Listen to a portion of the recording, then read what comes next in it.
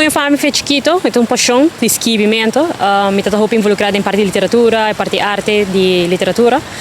Então, na Aruba eu comecei a escrever buki aqui durante a pandemia. Então, agora eu chego lá de como publicar, mas tomo contato com a Espanha, uma companhia de publicidade na Espanha, então a Espanha, porque o buki está na espanhol. Eu pensei, ok, me não está lesse pabo, então nós está make it happen pabo, quando é possível para publicar o buki. Desde essa passa, é um período de ano também para entre não editar o buki, então de momento eu me decidi, ok, me publiquei, então me quero para Aruba também está de como a Lansa na Aruba, então isso é um logro grande. Está no espanhol, então isso também me buki na Papiamento, que é aquilo que publicar também para engrandecer a literatura também de Aruba. O que inspira-me está quando eu passo durante minha vida personal, de viagem na vida de tempo na área, então quando eu como então também tinha parte romântico também, hobby poesia também, quando eu me quero inspirar do qual eu passo de minha vida, ou com outro gênero também, eu estou contando uma história, então me digo, ok, legami, fazer uma história bonita, com gente por lá, então dedicar poesia na outra pareja também, ou maneira, é algo romântico, algo bonito, então é uma história que eu gente por conectar na gente, me tenho amigo na Holanda, com a licença, bisa, ou pero me puedo identificar com ele, que é o que passa também com minha vida amorosa, então também, ok, great, entende?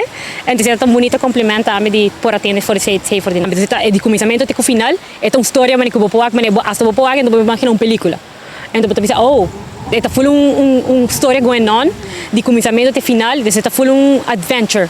Boto vai diferente países também, Aruba também estou mencionado em buki, parte da Europa, é algo bonito. Sim, mas é um papiamento, que a história me dá é bonita, yama back do passado, me tinha título cabo, me tinha encontrado o proceso para publicar, me tinha tomado no que passado de história de meu abuelo, que estava parte de esclavitud que trouxeram, então eles sabem ama bem Lansa na Aruba, então me conta minha parte de como Lansa na Aruba também, conhecendo a história.